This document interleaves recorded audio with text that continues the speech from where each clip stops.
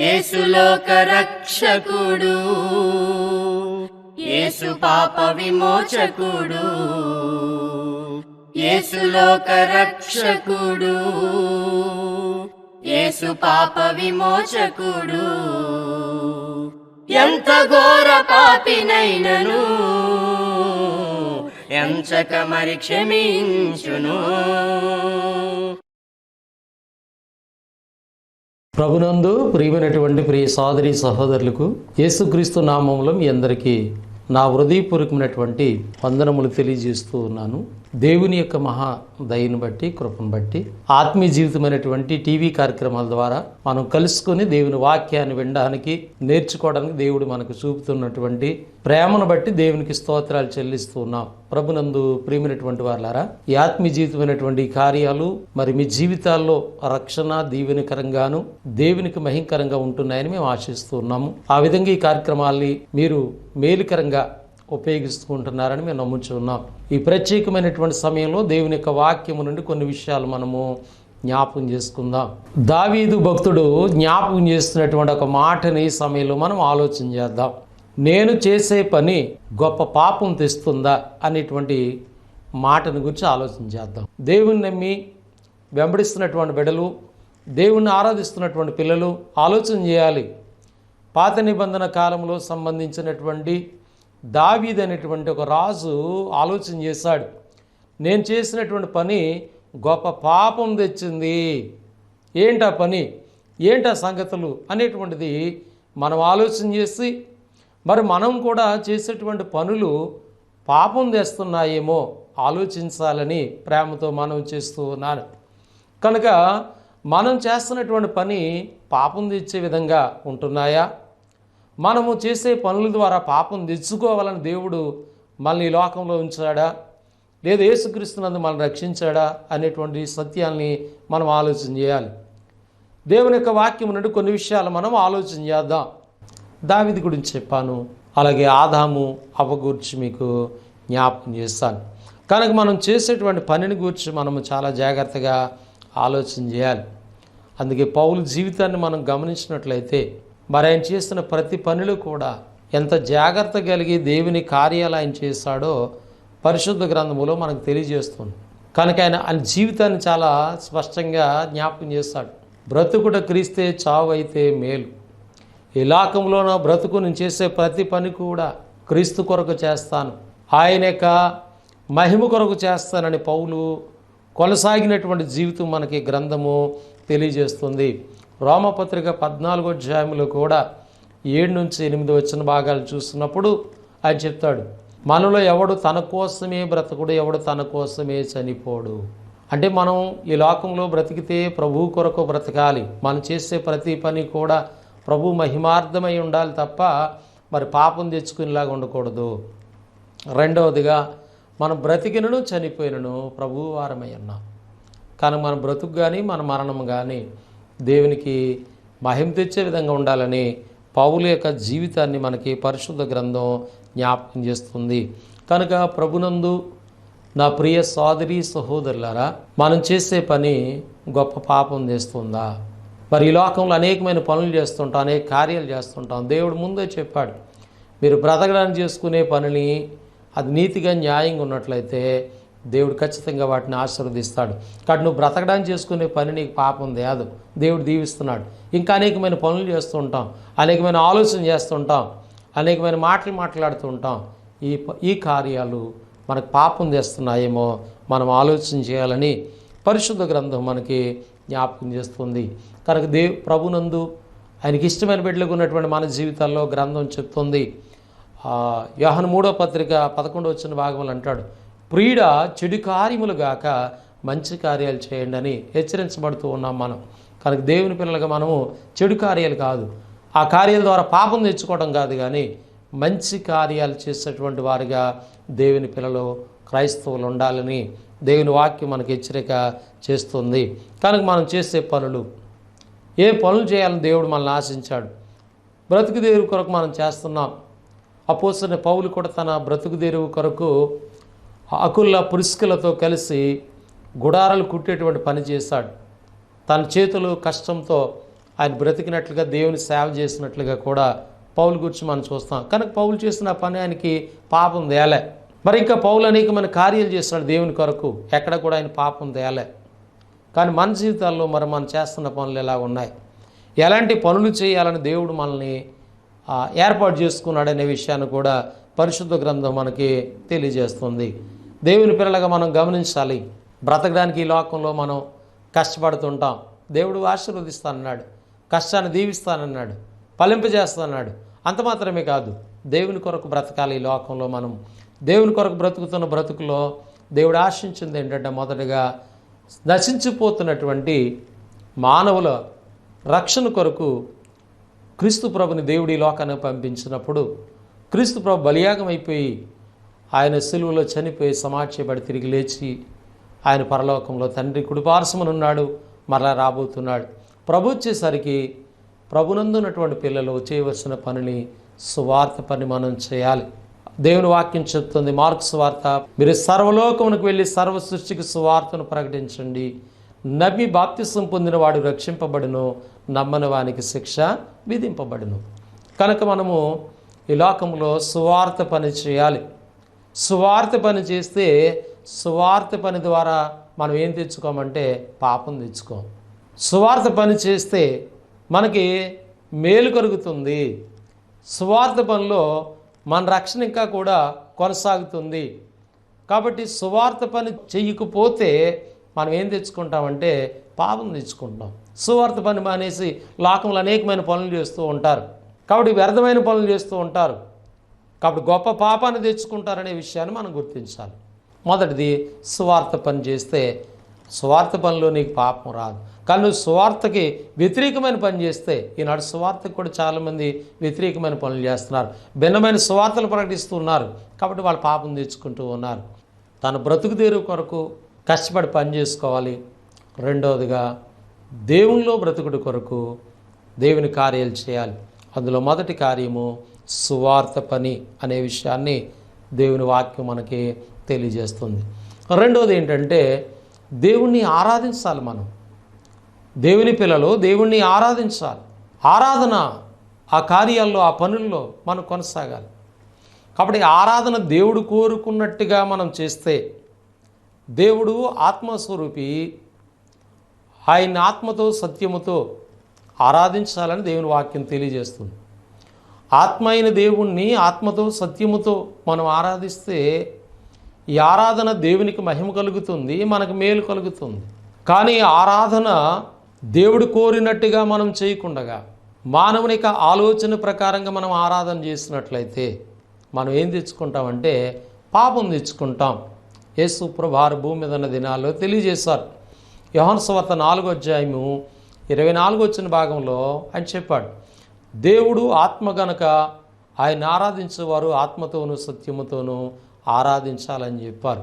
అయితే మానవుల గురించి ఆయన చెప్పాడు. మానవులు ఏం చేస్తున్నారంటే మానవ కల్పితమైన విధానాలు ఏర్పాటు చేసుకొని, మార్క్స్ వార్త 7:6 భాగంలో మనుషులు కల్పించిన పద్ధతులు దైవోపదేశములని చెప్పుచు నన్ను వ్యర్థముగా ఆరాధిస్తున్నారు. నువ్వు వ్యర్థముగా ఆరాధన చేస్తున్నావంటే నువ్వు పాపం తెచ్చుకుంటున్నావు. ఆరాధన చేసి మేలు పొందుకోవాలి, ఆరాధన చేసి దేవుని ఘనపరచాలి, కానీ ఆరాధన చేసి పాపం తెచ్చుకోకూడదు.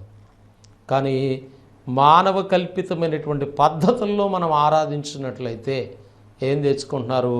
పాపము తెచ్చుకున్నారు. అందరూ అనుకుంటారు మేము దేవుణ్ణి ఆరాధిస్తున్నాం, దేవుని సన్నిధికి వెళుతున్నాం అనుకోవచ్చు.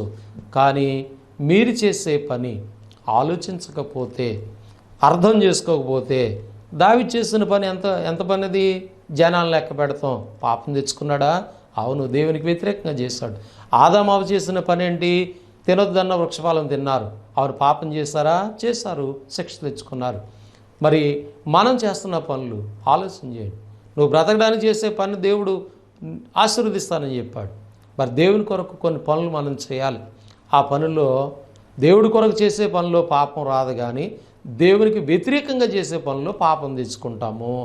అలాగే దేవుణ్ణి ఆరాధించే విషయంలో దేవుడు కోరుకున్నట్టుగా మనం దేవుణ్ణి ఆరాధించగలిగితే మనకి మేలు జరుగుతుంది. కానీ దేవునికి వ్యతిరేకమైన ఆరాధన మనం చేస్తున్నట్లయితే మనం మరలా పాపం తెచ్చుకునే వారం అవుతున్నామనే సత్యాన్ని గుర్తించాలని ప్రేమతో మీకు మనవి చేస్తూ ఉన్నాను. మూడవ సంగతిని మనము గమనించినట్లయితే పరిశుద్ధ గ్రంథం చెప్తుంది, మరి సంఘ విషయంలో మనము చేయవలసినటువంటి కార్యాలు, సంఘము కొరకు మనము ప్రయాసపడాలి. కొలస్సీ పత్రిక 1వ అధ్యాయం 24వ వచన భాగంలో అపోస్తలుడైన పౌలు చక్కటి వివరణ ఇచ్చాడు. సంఘము అను శరీరము కొరకు క్రీస్తు పడిన పాట్లలో, సంఘము అనేటువంటిది యేసు ప్రభు యొక్క శరీరమై ఉన్నది. ఆ శరీరము కొరకు క్రీస్తు పడినటువంటి పాట్లలో కొదవైన వాటిని ఆ శరీరమందు నేను సంపూర్ణం చేస్తున్నానని పౌలు ప్రయాసపడ్డాడు. అంటే సంఘము కొరకు ప్రయాసపడవలసినటువంటి అవసరత ఉన్నది. మరి ఎంతమంది ఈనాడు సంఘము కొరకు ప్రయాసపడుతున్నారు? సంఘ క్షేమం కొరకు, సంఘము క్షమాభివృద్ధి కొరకు, సంఘ విస్తరణ కొరకు మరి ఎంతమంది ప్రయాసపడుతూ ఉన్నారు? మీరు సంఘము కొరకు ప్రయాసపడాలని దేవుడు ఏర్పాటు చేసుకున్నాడు. పౌలు అంటున్నాడు నా వంతు అంటున్నాడు. మరి సంఘము కొరకు మన వంతు బాధ్యతను మనం చేస్తున్నామా? ఆమోసు గ్రంథం సెలవిస్తూ ఉంది.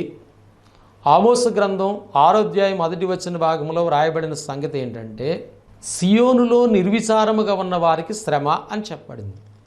అంటే సియోను సంఘానికి సాదృశ్యం క్రొత్త నిబంధనలో. పాత నిబంధనలో యెరూషలేము, క్రొత్త నిబంధనలో సంఘానికి సాదృశ్యంగా చెప్పబడింది సియోను గూర్చి.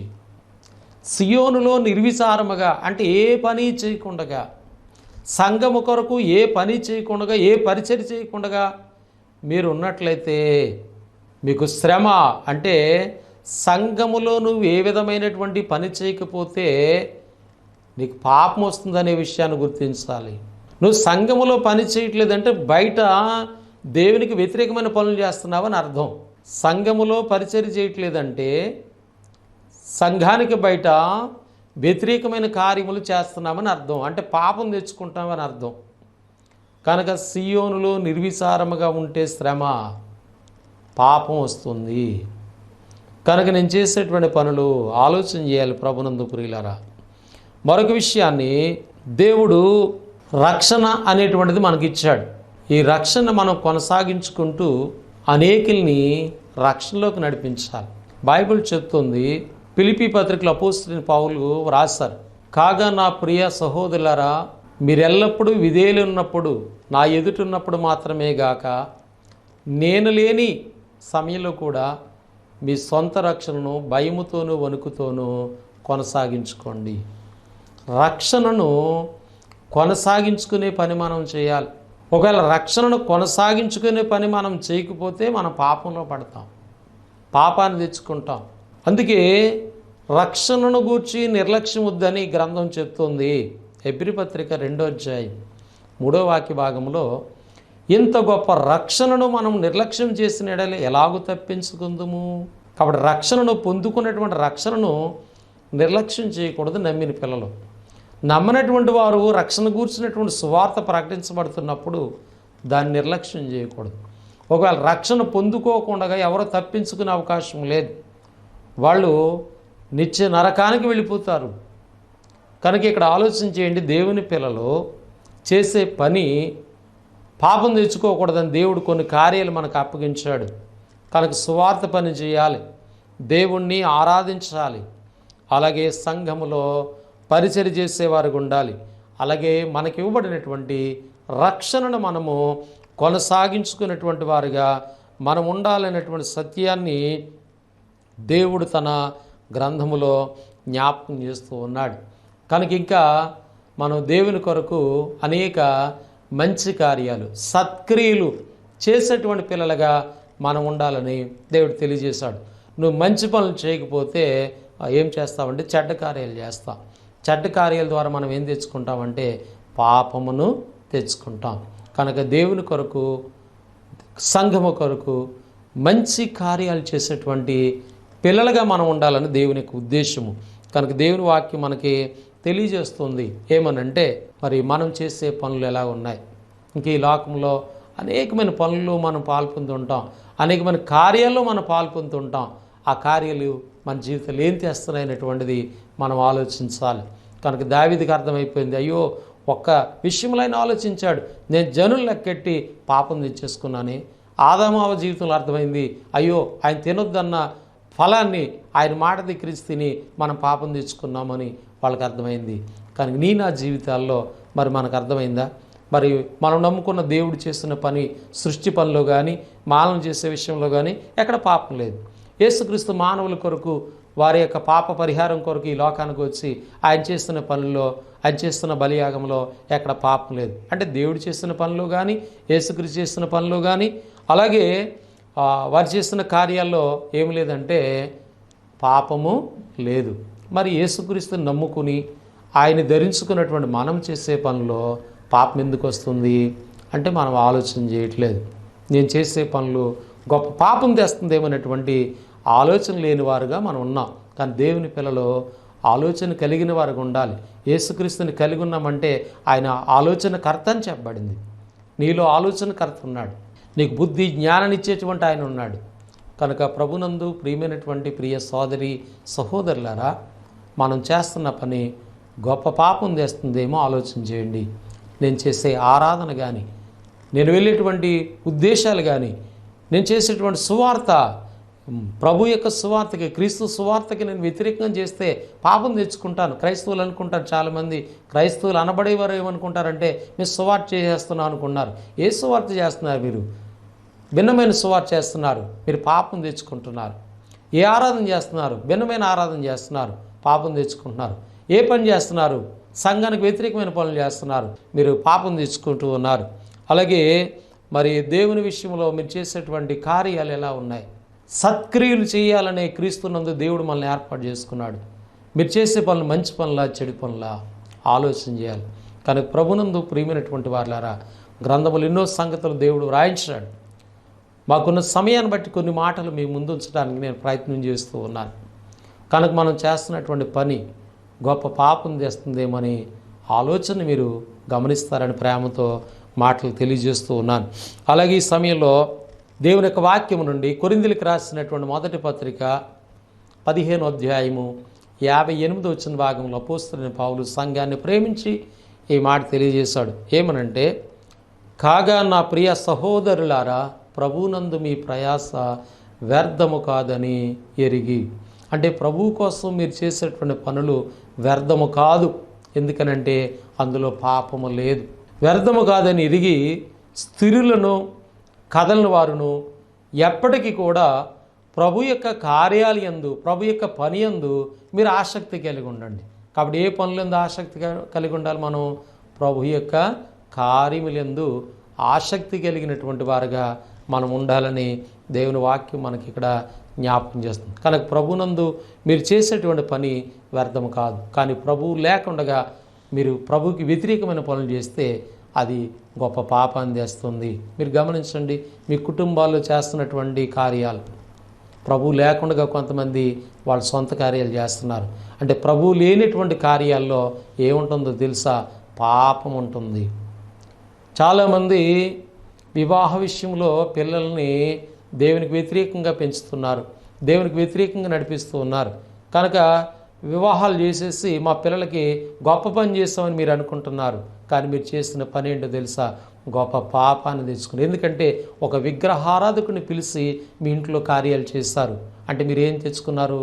పాపాన్ని తెచ్చుకున్నారు. ఇలాగా చాలామంది దేవుని నమ్మమని చెప్పుకుంటూ వాళ్ళు చేసేటువంటి పనులు ఏం చేసుకుంటున్నారంటే పాపాన్ని తెచ్చుకుంటున్నారు. దేవుని నమ్మమని చెప్పుకొని మరి చెడు కార్యాలు చేస్తున్నారు. త్రాగేటువంటి పనులు చాలామంది ఉంటున్నారండి, త్రాగుడు పనులు చాలామంది. ఈ పని గొప్ప పాపం చేస్తుందా, నీకు మేలు చేస్తుందా? పాపం. కాబట్టి దేవునికి వ్యతిరేకమైన కార్యక్రమాలు ఎన్నో ఉన్నాయి. వాటిని చేయటం ద్వారా మీరు గొప్ప పాపం తెచ్చుకుంటున్నారని సత్యాన్ని గుర్తించాలి. దావీదుకి అర్థమైంది, గుర్తించాడు, పశ్చాత్తాపడ్డాడు, దేవుని వేడుకున్నాడు, ఆ యొక్క ఉగ్రతను తప్పించబడ్డాడు. కానీ మనము ఆలోచించకపోతే, అర్థం చేసుకోకపోతే, మళ్ళీ మనం సరిదిద్దుకోకపోతే మనం ఏమవుతామంటే మరి గొప్ప పాపాన్ని తెచ్చుకొని పాపానికి శిక్ష తెచ్చుకుంటాం, నిత్య నరకం తెచ్చుకుంటాం. ఈనాడు యేసు ప్రభు నమ్మామని చెప్పి విశ్వాసులు కానీ సేవకులు కానీ చాలామంది వారు చేస్తున్న పనుల్లో పాపం తెచ్చుకునే కార్యాలు ఎక్కువ చేస్తున్నారు. అబద్ధ బోధలు బోధిస్తున్నారు, అబద్ధాలు మాట్లాడుతున్నారు, దేవునికి వ్యతిరేకమైన కార్యాలు చేస్తూ ఉన్నారు. ఇవన్నీ కూడా మీ జీవితాల్లో గొప్ప పాపం తెస్తుంది. ఎందుకంటే పాపము సులువుగా చిక్కులు పెడుతుందని దైవ గ్రంథం తెలియజేస్తుంది. కనుక ప్రభునందు ప్రియమైనటువంటి పిల్లలారా, ప్రభునందు ప్రియమైనటువంటి వారులారా, ఆలోచన చేయండి.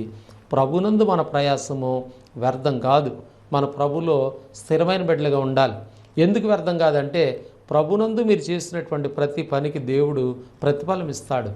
దేవుని వాక్యం చెప్తుంది, మనం ఏం చేస్తున్నప్పటికీ దేవుని కొరకు అవి మనకి గొప్ప దీవెని తీసుకొస్తుంది, గొప్ప ఆశీర్వాదాన్ని తీసుకొస్తుంది. ఎందుకంటే మనము చేసే పనిలో పాపం ఉంటే మనకి ఎంత నష్టమో ఒక మాటని ఆలోచన చేద్దాం.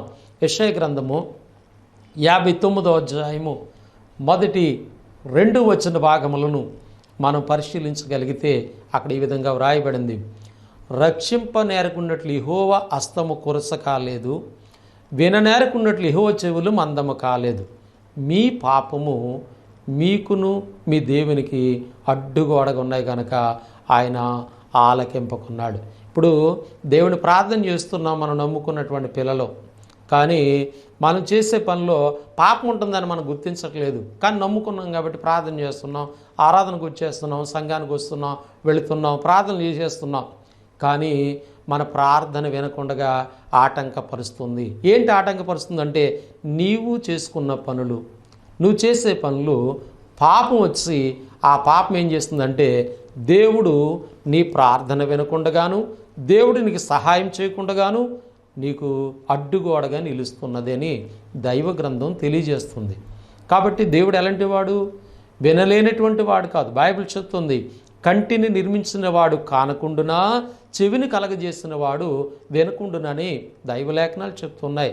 కనుక నీకు కళ్ళు ఇచ్చాడు, ఆయన కూడా చూడగలడు. నీకు చెవులు ఇచ్చాడు, ఆయన కూడా వినగలడు. కానీ మరి నీకు కన్నులు ఇచ్చిన దేవుడు, నీకు చెవులు ఇచ్చిన దేవుడు నీ యొక్క మాటను, నీ యొక్క ప్రార్థనను, లేదా నీ యొక్క అవసరంలో నీకు సహాయం చేయటకు దేవుని యొక్క సహాయం నీకు ఎందుకు అందట్లేదు? దేవుడు ఎందుకు నీ యొక్క మొరణ వింటలేదంటే నువ్వు చేసే పనుల్లో ఏం తెచ్చుకుంటున్నావు? పాపము తెచ్చుకుంటున్నావు. కనుక దావీదు ఆలోచించినట్లుగా నేను ఎంత అవివేకనైపోయాను దేవుణ్ణి నమ్ముకుని. ఈనాడు అనేక మంది దేవుణ్ణి నమ్ముకుని అవివేకంగా ప్రవర్తిస్తున్నారు. దేవుణ్ణి నమ్ముకున్న పిల్లలు అవివేకులు కాదు, వివేకులు అయి ఉండాలి. వివేకము కలిగి దేవుని వెతుకువారు కలరేమని దేవుడు ఆకాశమును నరులు పరిశీలిస్తున్నాడు. ప్రభునందు ప్రియులారా, కనుక ప్రభునందు నా ప్రియ సోదరి సహోదరులారా, ఆలోచన చేయండి. ప్రేమతో ఈ విషయాలు మీకు అందిస్తూ ఉన్నాను నేను. కనుక నేను చేసే పని గొప్ప పాపం తెస్తుందా అనే అంశాన్ని మీకు చెప్పాలి. దేవుడు చేసిన పని పాపం లేదు, యేసుక్రీస్తు చేసిన పనిలో పాపం లేదు, దావీదు చేసిన పనిలో పాపం ఉంది. ఏంట పని? జనాలు లెక్క పెడతామే. ఆదాము అవ్వ చేసిన పనిలో వద్దన్న పని చేస్తారు వాళ్ళు, వద్దన్న పండు తిని ఆయన మాటను ధిక్కరించారు, పాపం తెచ్చుకున్నారు. కాబట్టి క్రీస్తు రక్తధారలో కడగబడినటువంటి పిల్లలుగా, సంఘముగా మనం చేస్తున్న పనిలో ఒకవేళ పాపం తెచ్చుకుంటున్నామేమో. ఎన్నో కార్యాలు మనం ఈ లోకంలో చేస్తూ ఉంటాం, ఎన్నో మాటలు మాట్లాడుతూ ఉంటాం. మరి మనం చేసే పనుల్లో, మనం మాట్లాడే మాటల్లో మనం ఏం తెచ్చుకుంటున్నామో ఆలోచన చేయండి. దేవునికి వ్యతిరేకమైన ప్రతి ఆలోచన, దేవునికి వ్యతిరేకమైన ప్రతి పని కూడా నా జీవితాల్లో పాపం తెస్తుందనేటువంటి సత్యాన్ని గుర్తించాలి. అలా పాపం వస్తే పాపం వల్ల శిక్ష నరకం ఉంది. అంత మాత్రమే కాదు, ఆ పాపము నీ ప్రార్థన నా ప్రార్థన వినకుండా చేస్తుంది. ఆ పాపము దేవునికి సహాయము నీకు నాకు అందకుండా చేస్తుందనే సత్యాన్ని మనం గుర్తించాలి. కనుక దేవునికి ఇష్టమైన బిడ్డలుగా జీవించడానికి మనము ప్రయత్నం చేద్దాం. దేవునికి ప్రేమకు పాత్రలుగా మనం ఉందాం. కనుక మళ్ళీ మనం పరిశీలన చేసుకుందాం. అవును దేవా, నేను చేస్తున్న పనిలో పాపం తెచ్చుకుంటున్నానేమో. ఆలోచన చేయండి, దేవుని దగ్గర విడిచిపెట్టండి. దావీదు అంటాడు, పాపములను కప్పివేసుకునేవాడు వర్ధిల్లడు, కానీ వాటిని విడిచిపెట్టిన వాడు ఏమవుతాడంటే వర్ధిల్లుతాడు. కనుక ప్రభు దగ్గర ఒప్పుకోండి. ఈ ఇంతవరకు మీ జీవితాల్లో మీరు చేస్తున్న పనిలో ఏ విధమైన పాప కార్యాలు చేస్తారో, మీరు చేసే పని ఏ విధంగా పాపం తెస్తుందో ఆలోచన చేయండి. దావీదు ఆలోచించాడు, దేవుని దగ్గర ఒప్పుకున్నాడు, దేవుని ప్రేమకు పాత్రుడిగా నిలిచాడు. మరి దేవుని నమ్మినటువంటి కుమారులుగా, కుమార్తెలుగా మన జీవితాలు, మన ఉద్దేశాలు, మన ఆలోచనలు ఎలా ఉన్నాయి? ప్రభునందు మన ప్రయాస వ్యర్థం కాదు. ఆయన నమ్మిన పిల్లలుగా ఆయన కొరకు మనం చేసే కార్యాలు వ్యర్థం కాదు. కానీ ఆయనకు వ్యతిరేకమైన కార్యాలు మనం చేస్తే అవి మనకు నష్టాన్ని, నాశనాన్ని కలుగజేస్తాయి. కనుక దేవునికి ఇష్టమైన బిడ్డలుగా మీరు జీవించాలని, ప్రభు ప్రేమలో కొనసాగాలని ఈ మాటలు అర్థం చేసుకుని వాటిని ద్వారా మీ జీవితాలు సరిదిద్దుకుని మీరు చేసే ప్రతి పనిలో యేసు ప్రభు గురించి మనం చూసాం. ఆయన చేసిన ప్రతి పని భూమి మీద దేవునికి మహిమ తెచ్చు. మరి మనం చేసే పని దేవునికి మహిమ తేవాలి, కానీ మనకు పాపాన్ని తేకూడదు. ఈ మాటలు మీరు అర్థం చేసుకుని వాటికి అనుకూలంగా జీవిస్తారని, అటువంటి కృపని, కనికరాన్ని దేవుడు మనందరిపై ఉంచాలని ప్రేమతో మాటలు తెలియజేస్తూ ముగిస్తూ ఉన్నాను. మీ అందరికీ నా వందనములు. పరిశుద్ధుడైన మా తండ్రి, ప్రేమగల ప్రభు, మీకు కృతజ్ఞతలు, స్తోత్రాలు చెల్లిస్తూ ఉన్నాం. మీ అపారమైనటువంటి ప్రేమలో, కృపలో మమ్మల్ని జ్ఞాపకం చేసుకుని ఆత్మీయ జీవితం అనేటువంటి టీవీ కార్యక్రమాల ద్వారా దేవుని గూర్చినటువంటి సంగతులు మేము నేర్చుకోవడానికి, బోధించడానికి మీ కృప చూపినందుకు స్తోత్రాలు. ఈ కార్యక్రమాలకు సహకరించిన మా స్థానిక సంఘమును, ఆర్థికంగా సహకరిస్తున్న బిడ్డలను మీరు జ్ఞాపకం చేసుకుని దీవించండి. ఈ కార్యక్రమాల కొరకు సహకరిస్తున్న టీవీ ఛానల్ వారిని బట్టి కూడా ప్రార్థన చేస్తున్నాము. అలాగే ఏ ఏ ప్రాంతాల్లో ఈ యొక్క మాటలు వింటున్నారో ఆ బిడ్డలందరినీ జ్ఞాపకం చేసుకోండి. అవును తండ్రి, వారు తెలుసో తెలియకో వారు చేసిన పనులో పాపాలు తెచ్చుకుంటున్నారేమో, వాటిని విసర్జించి మిమ్మల్ని వేడుకుని పశ్చాత్తాపం పొంది మరలా తండ్రి మీకు ఇష్టమైన కార్యాలు చేస్తూ మీ ద్వారా మేలు పొందే బిడ్డలుగా దీవించాలని ప్రార్థన చేస్తున్నాం.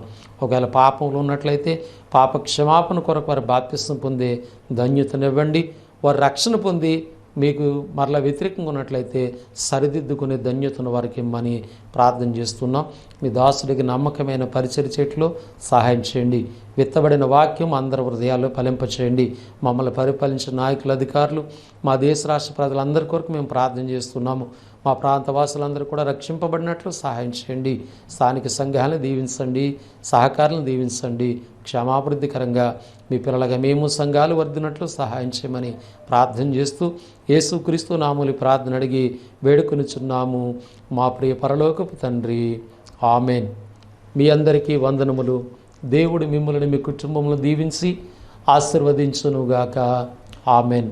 ఎల్లప్పుడూ ప్రభువు నందు ఆనందించుడి, నిత్యము ఆయన సన్నిధిలో సంతోషించుడి. మన పాపములు క్షమించి పరలోక పౌరస్థితి కలిగించే ప్రభు నందు ఆనందించుడి. ఆయన ప్రేమను ప్రకటించుడి. ఎల్లప్పుడూ ప్రభువు నందు ఆనందించుడి, నిత్యము ఆయన సన్నిధిలో సంతోషించుడి. మన పాపములు క్షమించి పరలోక పౌరస్థితి కలిగించే ప్రభునందు ఆనందించుడి. ఆయన ప్రేమను ప్రకటించుడి. ఎల్లప్పుడూ ప్రభునందు ఆనందించుడి. అంజూరపు చెట్లు పూయకుండినను, ద్రాక్ష చెట్లు ఫలింపకపోయినను, ఒలివ చెట్లు కాపు లేకపోయినను, చేనిలోని పైరు పంటకు రాకపోయినను, సృష్టికర్త అయిన యెహోవా యందు ఆనందించుడి. రక్షణకర్త అయిన దేవుని యందు సంతోషించుడి. ఎల్లప్పుడూ ప్రభువు నందు ఆనందించుడి, నిత్యము ఆయన సన్నిధిలో సంతోషించుడి. గొర్రెలు దొడ్డెలు లేకపోయినను, సాలలో పశువులు లేకపోయినను, గుర్రములు రథములను బట్టి అతిశయింపక, ఇహలోక భోగ భాగ్యాలు ఆశింపక, భూమి మీద కృపజూపు దేవునిలో ఆనందించుడి. నీతి న్యాయములకు కర్తను బట్టి సంతోషించుడి. క్రీస్తు బోధల పరమార్థం పరలోక భాగ్యము, క్రీస్తు జయ జీవితమే మనకు ఆదర్శము. క్రీస్తునందున్న వారికి నరకము లేదిక, నిత్యానందము పరలోకమందున. క్రీస్తు ప్రభు రాకడలో ఎత్తబడుదురు, క్రీస్తు ప్రభు రాకడలో ఎత్తబడుదురు. నిశ్చల రాజ్యము సొంతమే ఇక